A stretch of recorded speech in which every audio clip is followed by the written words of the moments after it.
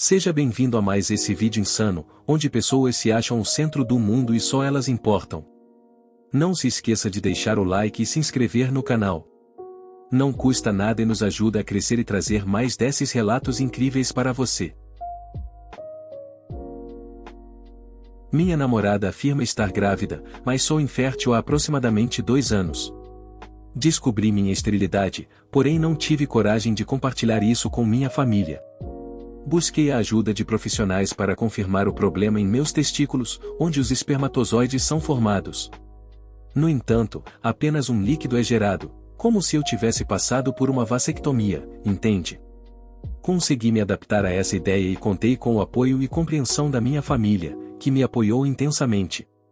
Há 6 meses, iniciei um relacionamento, já buscando apoio psicológico para tentar revelar minha condição. Embora tenha chegado perto, nunca mencionei minha esterilidade. Recentemente, minha namorada expressou muito medo e certeza de estar grávida, citando um atraso menstrual de mais de 1 mês, entre outros sintomas. A questão é, devo explicar que sou infértil ou simplesmente terminar o relacionamento? A confirmação da gravidez está pendente até o dia 23, quando está marcado o teste de gravidez sanguíneo. Em momento algum cheguei a uma conclusão direta de que ela está grávida. Entendo que pode haver atrasos e outros fatores, mas para alguém que está passando por tratamento psicológico devido à dificuldade em lidar com a esterilidade, isso é complicado. Peço desculpas pela demora na atualização. Os últimos 3 meses foram uma reviravolta tremenda. Pretendo ser direto para não prolongar muito a história. Realizamos o teste de gravidez sanguíneo, e o resultado chegou às minhas mãos em 4 de janeiro, marcando o início de tudo, positivo. A partir daí, fui atrás de novos testes de fertilidade, já sem nenhum equilíbrio mental. Nos fins de janeiro, não recordo a data exata, no aniversário da minha mãe, em 11 de fevereiro, recebi o pior resultado, que confirmava a impossibilidade de conceber um filho. Meu mundo desabou. Mesmo diante de todas as circunstâncias, eu a amava muito. Abalado com tudo isso, decidi conversar com minha família e com a família dela, mesmo morando juntos. Acreditei que seria a melhor coisa a fazer. Antes disso, quis falar com ela pessoalmente, sentando-nos frente a frente, para questionar se ela havia me traído. Meu Deus, parecia que o demônio encarnou nela, chamando-me de irresponsável, insinuando que eu tinha filhos por aí e não queria assumir. Tentei acalmá-la, mostrando os exames, mas ela não acreditou. Negou até a morte, insistindo que eu assumisse a paternidade. E não é que deu certo? Poucas horas após a breve discussão, durante uma reunião familiar, ela anunciou sua gravidez como se nada tivesse acontecido. Meus pais ficaram mais surpresos do que eu, pois sabiam que eu era infértil. Desse modo, depois de tudo isso, mesmo que tenha acontecido, eu ainda a amava muito. Perdi a razão, cometi erros, mas não ia deixar que ela tentasse me manipular a aceitar a criança e seguir em frente como se nada tivesse acontecido. Gritei com todas as minhas forças que eu não era o pai. Ah, se eu soubesse, teria apenas saído para comprar cigarros e nunca mais voltado. A mãe dela enlouqueceu, dizendo que eu era um irresponsável e que eu deveria assumir a paternidade, insultando a própria filha. Enfim, mãe e filha eram da mesma laia. Quando mostrei os exames, tanto os antigos quanto os recentes, acabei me tornando o culpado por não ter avisado antes. Os xingamentos iam de irresponsável a mentiroso, e pior. Pedi que ela saísse de casa, e aí veio minha surpresa. Ah, porque estamos em união estável, porque há divisão de bens, e tenho meus direitos. A única coisa dela dentro daquela casa era uma máquina de lavar, mas foi nesse momento que eu finalmente percebi que quem surta sou eu. Eu os expulsei daqui e disse para voltarem no dia seguinte para conversarmos. Separei as coisas dela e as deixei do lado de fora, para que não tivessem contato comigo, já que nem mesmo em casa eu me sentia seguro. Ela quebrou o vidro, o portão, as câmeras, as luzes. Parecia cena de filme. Ainda assim, ela me enviou mensagens dizendo que iria entrar com o divórcio e a partilha de bens. Incrível, fui traído e ainda tenho que entregar minhas coisas. Enfim, esse último acontecimento faz aproximadamente 1 mês. Desde então, não tive notícias dela nem de sua família. Gostaria mesmo de ter tido uma conversa sensata sobre tudo isso. Ela me traiu, ok. Ela escolheu o lado dela, prometo seguir em frente. Achei tudo o que aconteceu desnecessário, mas vou encarar como uma lição de vida. A propósito, se alguém estiver passando por problemas, seja de saúde mental ou infertilidade, converse desde o início. Eu errei, tenho plena consciência disso. Mr. Robô, um programa de TV que assisto, já me ajudou a evitar assaltos diversas vezes. Em uma cena da terceira ou segunda temporada, os personagens estão em um carro sendo seguidos por outro veículo. Um dos personagens diz para o protagonista, Elliot, identificar a placa do carro sem olhar para trás, e ele consegue. Além disso, ele descreve quantas pessoas estão no carro e o modelo do veículo. Fiquei impressionado com essa habilidade e desde então, sempre que um carro suspeito passa por mim, tento fazer o mesmo. Tornou-se um hábito. Meu desafio é olhar rapidamente e memorizar a placa, o número de pessoas e o modelo do carro. No entanto, quase fui vítima de um assalto algumas semanas atrás. 4 homens estavam em um Civic branco sem placa. Percebi imediatamente que algo estava errado quando eles passaram por mim enquanto eu caminhava sozinho na rua a caminho do trabalho. Sabia que estavam planejando algo. Rapidamente, entrei em um terreno abandonado e me escondi atrás de um muro, e consegui escapar sem ser abordado.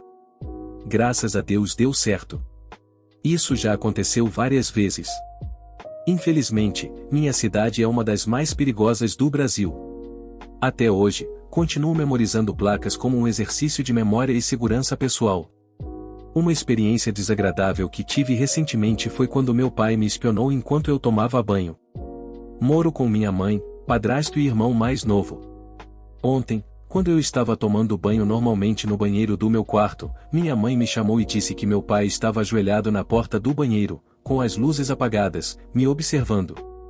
Fiquei tão enjoado com isso, nem consegui reagir. Ela me informou que o confrontou e ele apenas pediu desculpas, ficando envergonhado. Ela prometeu me contar e ele pediu desculpas novamente. Não consegui dormir lá e decidi ir para a casa da minha avó. Até agora, não consigo processar o que aconteceu. Estou tão enojado. Conheço meu pai desde os meus 10 anos e ainda vou ter que morar com eles por mais um ano. Não sei se consigo lidar com isso. Minha mãe está passando por dificuldades financeiras, mas conversamos e ela disse que no próximo ano vai pegar eu e meu irmão e sair sem avisar. Porém, isso não pode acontecer agora. Sinceramente, não sei o que fazer ou pensar. Um episódio desagradável ocorreu recentemente, quando um oficial de justiça veio até minha casa para confiscar o celular do meu falecido pai.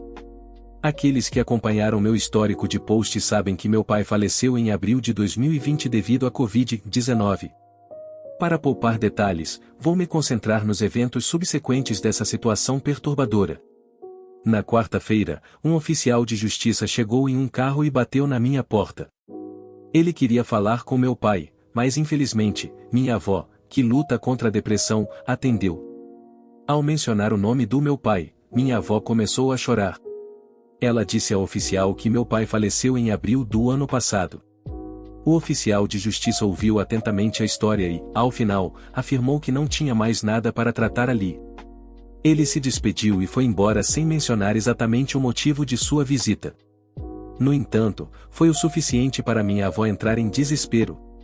Ela veio correndo falar comigo, questionando se eu sabia de algo errado que meu pai pudesse ter feito, como fraude ou roubo. Eu respondi que não sabia de nada. Minha mãe teve uma reação semelhante quando confrontada com a mesma questão. Honestamente, eu não fazia ideia do motivo pelo qual um oficial de justiça estaria lá, pronto para confiscar os pertences do meu pai. No entanto, eu tinha um tio que trabalha em um cargo que lhe permite acesso aos juízes e oficiais de justiça. Decidi pedir a ele que investigasse se descobria alguma coisa. Alguns dias depois, enquanto me preparava para dar aula, meu tio me ligou e perguntou se eu estava ocupado. Eu respondi que sim, e ele me pediu para desmarcar meus compromissos, pois o assunto relacionado ao meu pai era muito sério. Fiquei chocado e ansioso para descobrir o que estava acontecendo. Nos encontramos em uma cafeteria local, e foi lá que ele revelou que o oficial de justiça estava lá para prender o celular do meu pai por causa de downloads e armazenamento ilegais. Não consegui acreditar. Era difícil para mim imaginar que meu pai, com base no que eu conhecia dele, estaria envolvido nesse tipo de atividade. Parecia absurdo. Sem dúvida, tomei o partido da memória do meu pai e disse ao meu tio que devia haver algum engano. No entanto, ele estava convicto de que era o número do meu pai, juntamente com vários outros homens na cidade. Fiquei arrasado. Liguei para minha mãe, cheio de desespero. Ela começou a chorar e disse que precisava falar comigo. Fui até a casa dela, me preparando para o pior. O que ela me contou foi uma das coisas mais irritantes que já ouvi em toda a minha vida. Após o falecimento do meu pai, o celular dele ficou com minha mãe. No entanto, há cerca de 3 meses, minha mãe foi furtada. Ela deixou o celular cair no chão, alguém o achou e não devolveu. Minha mãe comentou que, depois de várias tentativas, a pessoa eventualmente atendeu uma ligação e disse para pararem de ligar, pois não devolveriam o celular. Fiquei indignado com essa situação. Achado não é roubado, disseram.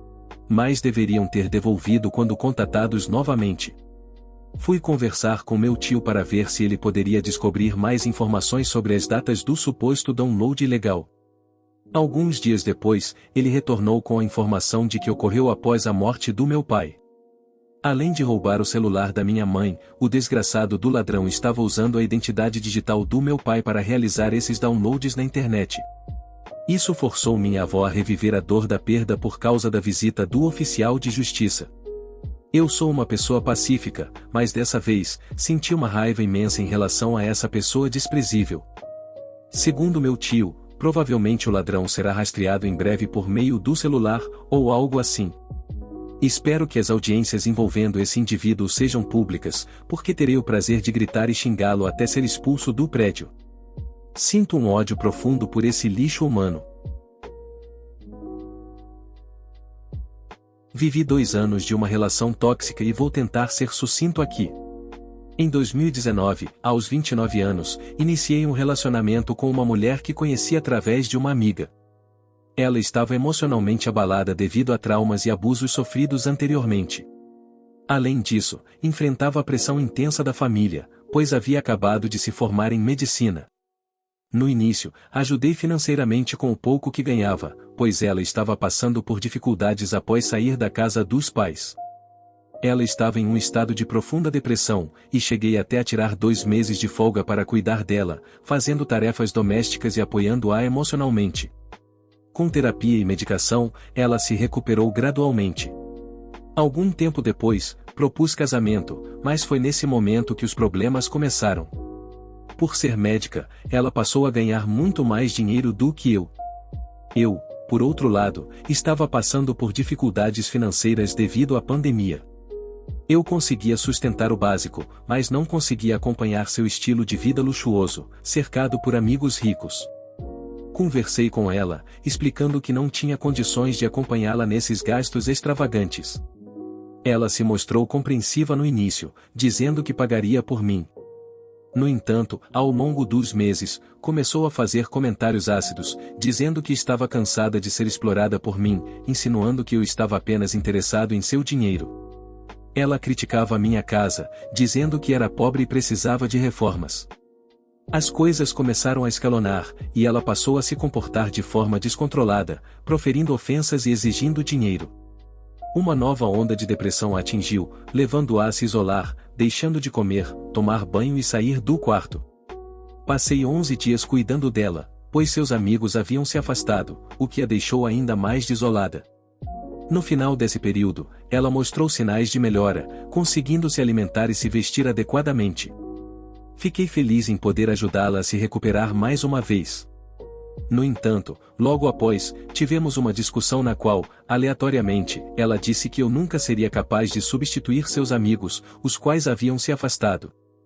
Decidi me distanciar um pouco, e quando nos reconciliamos, focamos no planejamento do casamento. Porém, surgiram brigas relacionadas aos planos para o casamento.